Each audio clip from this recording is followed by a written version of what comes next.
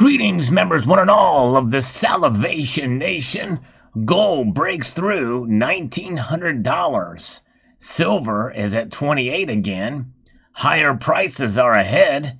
Let's find out why. And we'll do that when we explore.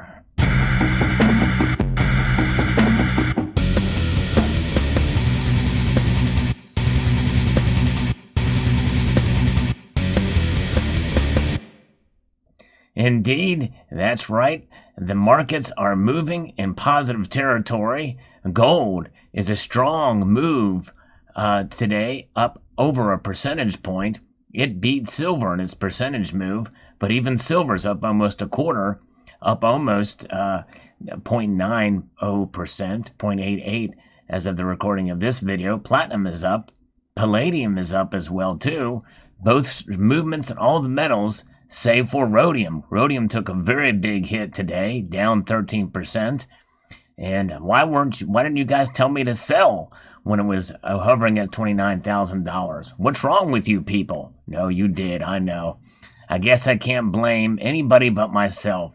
But nonetheless, there is where that is. But given this, the gold to silver ratio has remained about the same.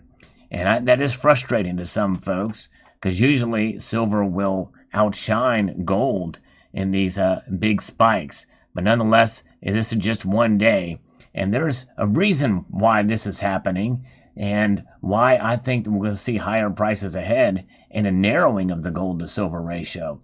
So in this article here from Kitco, this is the movement in the gold and silver prices is revolving around disappointing U.S. consumer confidence data. And in this positive territory, up above $1,900 an ounce, there is weaker than expected optimism among U.S. consumers. And that really goes down to the psychological aspect of the market. And that's something that we should take into consideration. And it's very fickle, for sure. Gold was down earlier in the day. So this reversal and this snapback, I think, is quite interesting to see. Tuesday, the U.S. Conference Board said that its Consumer Confidence Index fell to a reading of 117.2, which is down from April's revised reading of 117.5. The data missed expectations as economists were expecting a reading of around 119. You know, we usually talk about the dollar index, not the Consumer Confidence Index. The dollar index is what really is the biggest driver of gold and silver prices, but at least today, there's not much talk about the dollar index. Gold prices were trading in negative territory ahead of the report and have seen some positive price action and initial reaction to the data. June gold futures last traded at $1,896.30 an ounce, up more than 0.6% on the day, while the real price has outperformed that already. The report noted that consumers remain optimistic on the current state of the economy. They are not as optimistic about the future. The report said that the present situation index rose to a reading of 144.3, which is up from April's reading of 131.9. Meanwhile, expectations index fell to a reading of 99.1, which is down from April's reading of 107.9. There's an index for everything, it seems. What about the gold and silver index? Well, there may not be a true measure of those. However, I think the measure of it is relying upon those of us who like to accumulate the metals in physical form in a primary way. But nonetheless, I think that is really what's going to get us confident in gold and silver. I think many of us in this community are. We hold gold and silver to preserve our wealth. That's what it's about.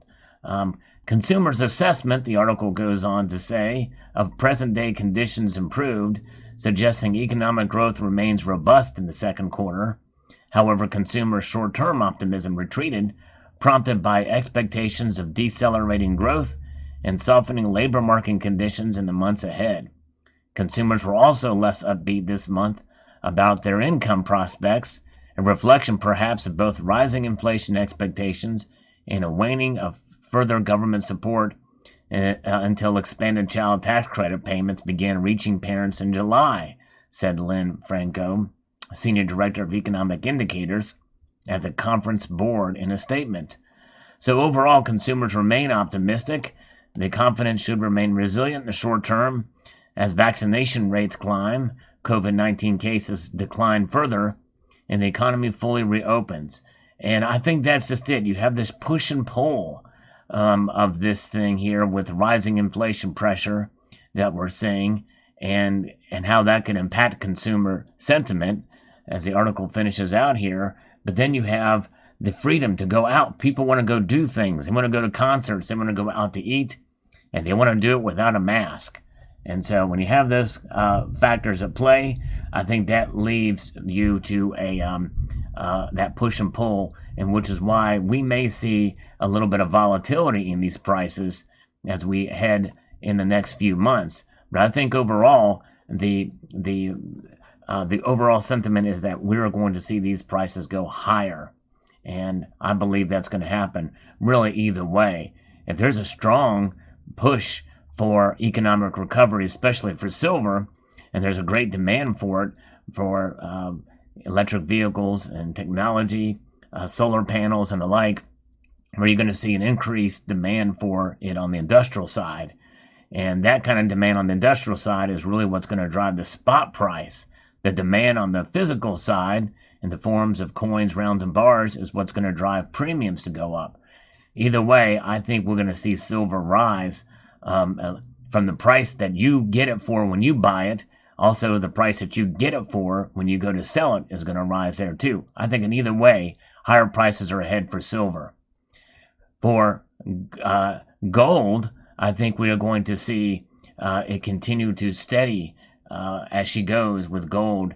If it has some pullbacks, it's going to be, maybe $23 here or there, and then a rebound back to kind of where it is now. I believe the $1,900 range is probably going to be standard fare for the next few months as we gauge the economy, as things open up, and as vaccinations increase out there. We'll see how that plays. But also just the overall sentiment, the psychology that is at play here will certainly play a part, and I think that's going to send gold to either stay where it is or go up higher. We are about $100 or $99 now. Let's take a look at the prices now. Almost $100 from that $2,000 psychological level before that we saw last summer. And we are not in the summer yet, and it's already starting to reclaim that crown already. And silver still has a way to go in the spot price for sure, but silver's a different animal, as it has the duality of silver is as such that it being an industrial metal as well as a monetary metal. Well, you have that push and pull from within, that dichotomy there, as well as the economic factors that are at play here. So we'll continue to follow gold and silver, both intriguing metals, monetary metals, for thousands of years. Will continue to be that, and it's a good time, I think, to accumulate these metals as we can afford to do so. But you know what? As the prices climb, especially for gold, it's becoming increasingly difficult to accumulate full ounces at these prices, especially with the premiums so high, because the premiums are up there for gold. So we have to prepare that we are kind of in the new norm. Many of us dream about $1,500, $1,600 gold again, and it was not that long ago, just over a year ago, where, hey, that was kind of the normal at the time and was kind of high. And now the new normal is where we are at now. If it gets to $1,700 again, that's going to be considered a bargain. So I'm of the mind that we are now at the start of higher prices from here to the end of the year. Now, that does not mean we won't see some dips from time to time, but I believe we have solidified kind of that foothold into these price structures. In other words, a $28 silver is something that I believe could become the new norm in the next couple of months. Does that mean it won't go back to the mid $2,700 to the mid $27 range? No, we very well could, but I doubt we're going to see $25 silver for a while. And I say that somewhat loosely because silver is a very volatile metal compared to gold, and it would not surprise me if we saw a pullback maybe the $26 level before it starts to reach up into the 30s, which is where I predicted it would be, at least first time in 2021. I predicted that we'll see somewhere in the range between 30 and 35. As we're getting close to summer now, I kind of doubt it's going to hit 35, but we may see 30 before at the high 28s or 29s before the year ends out. But hey, anything is possible in this reality, and how psychology plays a part. Consumer confidence is what's driving the price of today, and what could happen tomorrow, we just don't know. But nonetheless, we will continue to stack gold and silver, and we will continue to hold what we do have. And if we can't afford to buy right now because of these prices, there's nothing wrong with just holding on to what you have, and appreciating what you've been able to accumulate up to this time.